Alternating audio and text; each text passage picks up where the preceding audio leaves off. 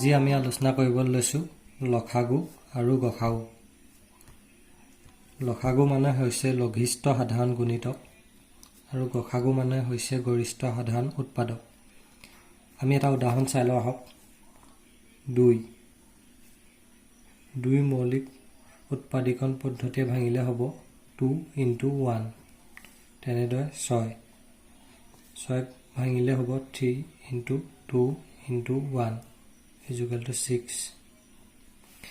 এতিয়া আমি ইয়াত HCF পাবলৈ হ'লে কি চাব লাগিব, মানে HCF মানে হৈছে গসাগু। গসাগু চাবলৈ হ'লে আমি কি কৰিব লাগিব চাওঁ আহক। গসাগু মানে হৈছে এহঁতৰ গৰিষ্ঠ সাধাৰণ গুণিতক। এহঁতৰ সাধাৰণ গুণিতক দুটা আছে, 2 আৰু 1, দুইটাতে কমন।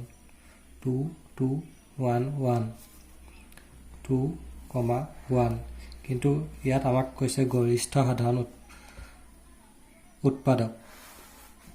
এতিয়া গৰিষ্ঠ সাধাৰণ উৎপাদক কোনটো হৈছে? 2 টো 1তকৈ ডাঙৰ, সেইকাৰণে আমি ইয়াত পাইছোঁ HCF মানে গৰিষ্ঠ সাধাৰণ উৎপাদক আমি পাম 2। তেনেদৰে আমি চাওঁ লসাগুটো। লসাগুটো ইংলিছ টাৰ্মটো হৈছে LCM। LCMটো পাবলৈ হ'লে আমি ইয়াত চাব লাগিব এহঁতৰ কোনকেইটা লঘিষ্ঠ সাধাৰণ গুণিতক। ইয়াত আমি চাব লাগিব ইয়াত আমাৰ কোনকেইটা কমন আছে, সেইকেইটা এবাৰ ল'ব লাগিব, আৰু যোনটো কমন নাই সেইটোও ল'ব লাগিব। ইয়াত 3টো কমন নাই, কিন্তু আমি এতিয়া 3টোও ল'ব লাগিব, আৰু যোন দুটা একে কমন আছে, ইয়াতো 2 আছে, ইয়াতো 2 আছে, সেইকাৰণে আমি এটা 2 ল'ব লাগিব। আৰু ইয়াত 1 এটা আছে, 1 এটা আছে, সেইকাৰণে 1 এটা ল'ব লাগিব। এতিয়া আমি লঘিষ্ঠ সাধাৰণ গুণিতকটো পাম 6। এতিয়া এটা কথা জানি ল'ব, লঘিষ্ঠ সাধাৰণ গুণিতক যিটো আমি 6 পাইছোঁ, এই 6টোক এই দুটা সংখ্যাৰে হৰণ কৰিলে, 2 আৰু 6ৰে হৰণ কৰিলে ইয়াৰ আমি ভাগশেষ 0 পাম। তেনেদৰে গসাগুত আমি যি 2 সংখ্যাটো পাইছোঁ, এই 2 সংখ্যাটোৰে এই দুটা সংখ্যাক হৰণ যায়। মানে এনেকুৱা নহয় যে গৰিষ্ঠ সাধাৰণ উৎপাদকত ওলোৱা সংখ্যাটোৱে এহেঁত দুটাক হৰণ নাযাব। যি সংখ্যাই নহওক HCFত ওলোৱা মানে গৰিষ্ঠ সাধাৰণ উৎপাদকত ওলোৱা সংখ্যাটোৱে এই দুটা সংখ্যাক হৰণ যায়।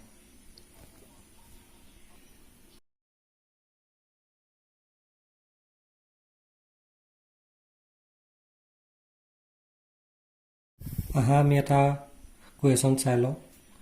কুৱেশ্যনটো হৈছে মৌলিক উৎপাদিকৰণ পদ্ধতিৰে 6 আৰু 20ৰ লসাগু আৰু গসাগু উলিওৱা।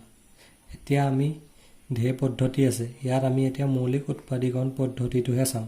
মৌলিক উৎপাদিকৰণ পদ্ধতিটো হৈছে এতিয়া 6ক মৌলিক উৎপাদিকৰণ পদ্ধতিত ভাঙিলে হ'ব 2 × 3, মানে 2 × 3 6। তেনেদৰে 20টোক ভাঙিব লাগিব আমি 2 × 2 × 5 = 20। এতিয়া ইয়াত আমি গসাগুটো চেক কৰিব লাগিব। ইয়াত গসাগুটো হ'ব, এতিয়া ইয়াত গৰিষ্ঠ সাধাৰণ উৎপাদক কোনটো আছে?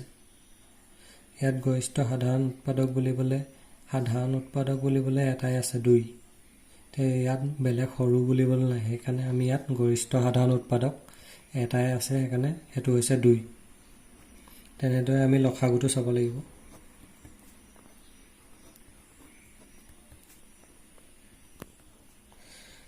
এতিয়া ইয়াত আমি লসাগুটো উলিয়াবলৈ হ'লে ইয়াত আমি কমনকেইটাৰ পৰা এটা ল'ব লাগিব। 2 কমন আছে, 2 ল'ব লাগিব। 2টো এটা এক্সট্ৰা আছে, সেই এক্সট্ৰা 2টোও ল'ব লাগিব। তেনেদৰে 3 আৰু 5 এহেঁত দুটাৰ মাজত কমন নাই, সেইকাৰণে 3টোও ল'ব লাগিব, 5টোও ল'ব লাগিব। এতিয়া এই দুটা মাল্টিপ্লাই কৰি আমি যিটো পাম সেইটোৱে হ'ব আমাৰ লঘিষ্ঠ সাধাৰণ গুণিতক। এতিয়া এইকেইটা মাল্টিপ্লাই কৰি আমি পালোঁ 60। এইটোৱে হৈছে লঘিষ্ঠ সাধাৰণ গুণিতক।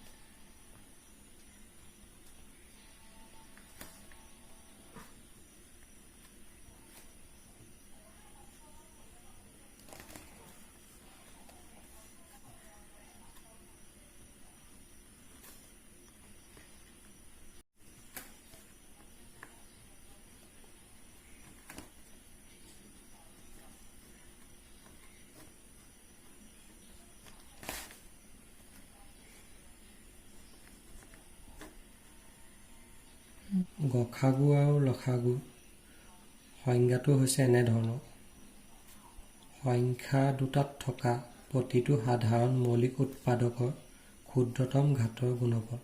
মানে এই সংখ্যা দুটাৰ যোনটোৱে ঘাত মানে ওপৰত যোনটো পাৱাৰ থাকে সেইটো ক্ষুদ্ৰতমটোহে ল'বলৈ কৈছে ইয়াত সেইকাৰণে 2ৰ ওপৰত পাৱাৰ 1 আছে, সেইকাৰণে ইয়াত 2 লোৱা হৈছে। তেনেদৰে লসাগুত আমি চাব লাগিব সংখ্যা দুটাত থকা প্ৰতিটো মৌলিক উৎপাদকৰ বৃহত্তম ঘাতৰ গুণফল। তেনেদৰে ইয়াত চাব লাগিব য'ত বৃহত্তম ঘাতকেইটা আছে ইয়াত এতিয়া 2 দুটা আছে, সেইকাৰণে 2 দুটা যদি আমি পাৱাৰ কৰি দিওঁ 2 স্কোৱাৰ হ'ব। সেইকাৰণে ইয়াত বৃহত্তম ঘাত হৈছে 2 স্কোৱাৰ।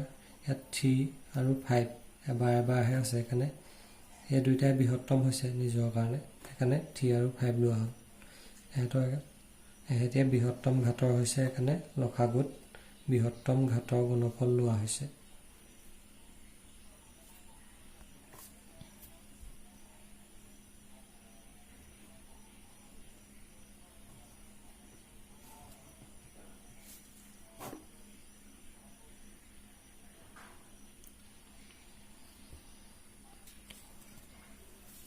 লসাগু আৰু গসাগুৰ বিষয়ে আমি কেইটামান জানিবলগীয়া কথা আছে। সেইকেইটা হৈছে: 1 নম্বৰটো, যিকোনো দুটা ধনাত্মক অখণ্ড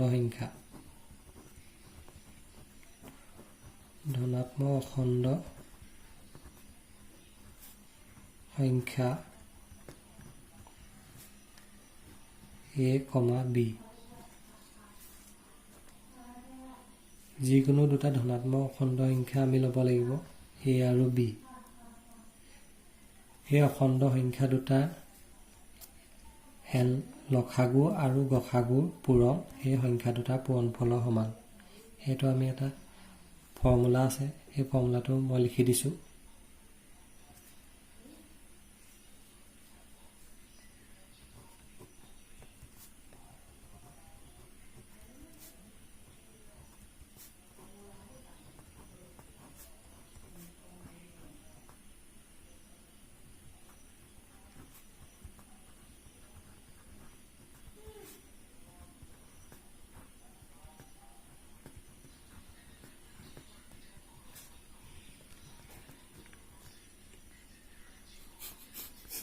এতিয়া আমি এই ফৰ্মুলাটো চাওঁ এটা উদাহৰণৰ জৰিয়তে। 2 আৰু 4 এহেঁত দুটা আমি লসাগুটো লৈ চাওঁ। এহেঁত দুটা আমি মৌলিক উৎপাদকৰ কাৰণে ভাঙি চাওঁ। 2 × 1 4, 2 × 2 × 1 এহেঁতৰ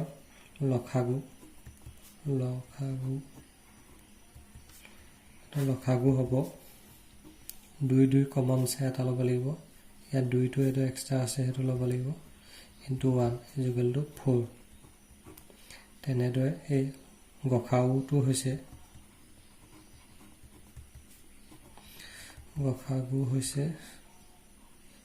2 আৰু 1 দুটা সাধাৰণ গুণিতক উৎপাদক আছে আমাৰ হাতত, তাৰে গৰিষ্ঠতমটো ল'ব লাগিব, সেইটো হৈছে 2।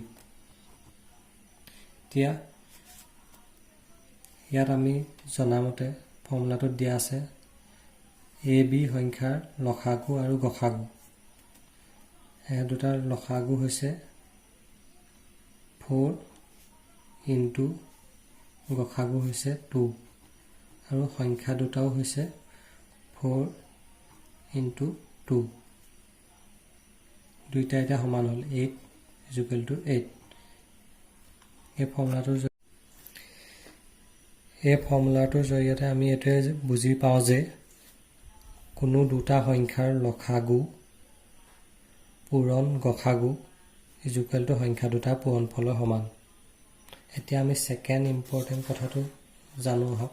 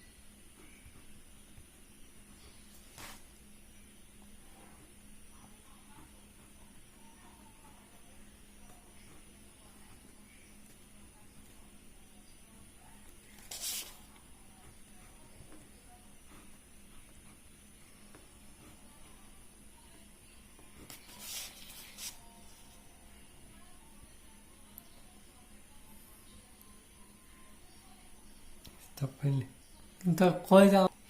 এতিয়া ছেকেণ্ড ইম্পৰ্টেণ্ট কথাটো হৈছে আমি যদি 3টা ধনাত্মক অখণ্ড সংখ্যা থাকে তেনেহ'লে আমি তাৰ ক্ষেত্ৰত এটা বেলেগ সূত্ৰ পাওঁ।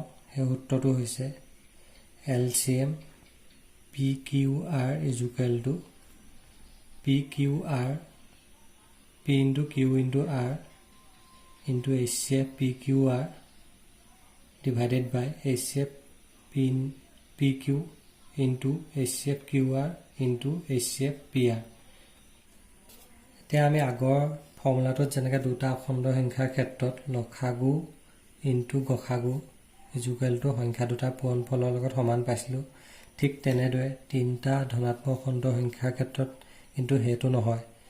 ইয়াত অকল এইটো হ'ব LCM মানে লসাগু ইজুকেলটো P into Q into R গসাগু PQR divided by HCF মানে গসাগু PQ into গসাগু QR into গসাগু PR এইটোহে হ'ব। তাৰ বাবে আমি এটা উদাহৰণ চাই লওঁ আহক। এক্সাম্পল 2, 3, 4 3টা ধনাত্মক অখণ্ড সংখ্যা। এহঁতৰ এতিয়া লসাগুটো হৈছে লসাগু হৈছে 12 গসাগু হৈছে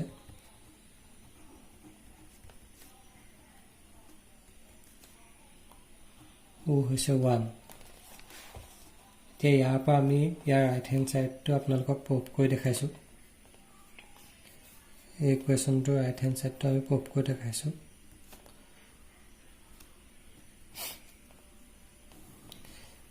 ইয়াতে কৈছে P into Q into R।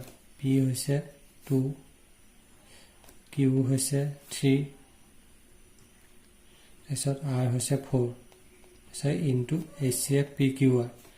সিহঁতৰ HCF PQRটো হৈছে 1। তেনেদৰে HCF PQ HCF কিমান হ'ব? 1 হ'ব। তেনেদৰে HCF QR গসাগুটো QR গসাগু কিমান হ'ব? QR 1 হ'ব। গসাগু PR এহঁতৰ গসাগু 2 হ'ব। এইকেইটা আমি পূৰণ কৰি আমি কিমান পাম? 24 divided by 2 is equal to 12। মানে LCM PQR লগত এইটো ছাইডৰ প্ৰুফটো আমাৰ সমান হৈছে। ইয়াৰ পৰা আমি এই 3টা সংখ্যাৰ ক্ষেত্ৰত আমি এই প্ৰুফটো কৰি চাব পাৰোঁ। LCM উলিওৱাৰ দৰে আমি LCMৰ দৰে HCFৰ ফৰ্মুলাটো একেধৰণৰ, সেইটো আপোনালোকক দি দিছোঁ, তোমালোকে কৰি চাব পাৰিবা। HCF = P into Q into R into LCM PQR divided by LCM PQ LCM QR LCM PR। এই ফৰ্মুলাটোত HCFৰ কাৰণে কৰি চাব পাৰিবা, HCF PQR কাৰণে কৰি চাব পাৰিবা। এনেধৰণৰ ইকুৱেল ওলাই যাব। LCM মানে হৈছে লসাগু, HCF মানে গসাগু। আপোনালোকৰ খেলি মেলি লাগি যাব পাৰে, তাৰ বাবে কৈ দিয়া হৈছে। ভগ্নাংশসমূহৰ কাৰণে ফৰ্মুলাটো বেলেগ ধৰণৰ হ'ব। সেই ফৰ্মুলাকেইটা চাই লওঁ আহক। ভগ্নাংশ তাৰ বাবে LCM P/Q, R/S কাৰণে হ'ব LCM PR divided by HCF QS তেনেদৰে HCF-ৰ কাৰণে ফৰ্মুলাটো হৈছে P/Q R/S is equal to HCF PR divided by LCM QS মানে HCF P/Q, R/S equal to হ'ব HCF PR divided by LCM QS তেন্তে LCM হ'ব LCM P/Q, R/S is equal to মানে LCM P/Q R/S লগত সমান হ'ব LCM PR divided by HCF QS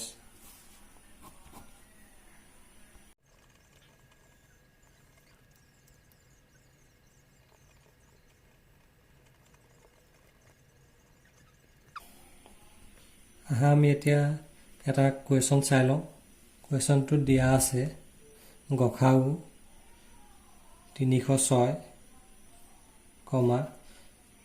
657 is equal to 9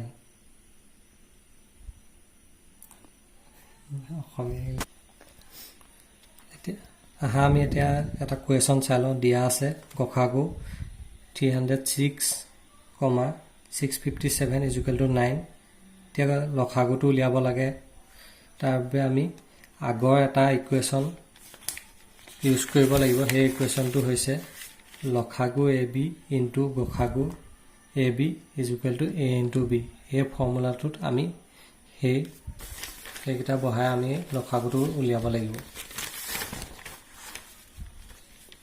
এতিয়া এই ফৰ্মুলাটোৰ মতে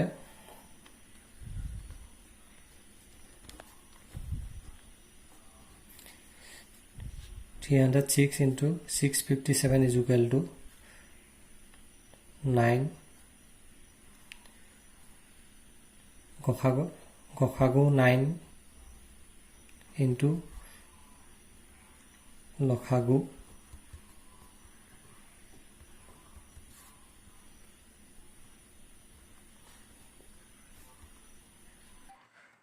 আমি এটা কুৱেশ্যন এটা চাই লওঁ কুৱেশ্যনটোত দিয়া আছে গসাগু 306 আৰু 657ৰ 9 মানে এই সংখ্যাটা গসাগু হৈছে 9 আৰু এই সংখ্যাটা আমি এতিয়া লসাগুটো উলিয়াব লাগে ইয়াৰ বাবে আমি এটা ফৰ্মুলা পাইছিলোঁ আগত এই ফৰ্মুলাটোৰ মতে যিকোনো দুটা ধনাত্মক অখণ্ড সংখ্যাৰ লসাগু আৰু গসাগুৰ পূৰণফল সেই সংখ্যাটাৰ পূৰণফলৰ সমান এই ফৰ্মুলাটোতে আমি এতিয়া এইটো বহাই উলিয়াব পাৰিম লসাগুটো তাৰ বাবে আমি এতিয়া গসাগুৰ ঠাইত 9 বহাই দিলোঁ ইনটু লসাগুটো আমি উলিয়াব লাগে আৰু ইকুৱেলটো এই সংখ্যাটাৰ পূৰণফলটো আমি ইয়াত পুট কৰি ল'ব লাগিব এতিয়া আমি কৰি চাওঁ অংকটো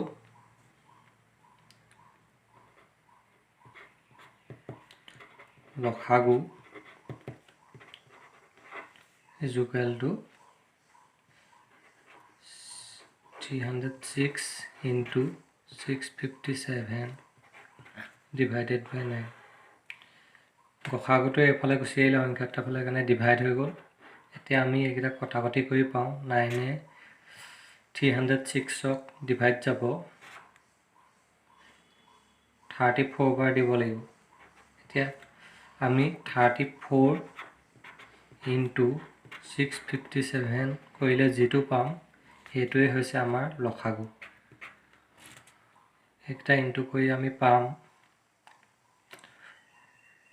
22,338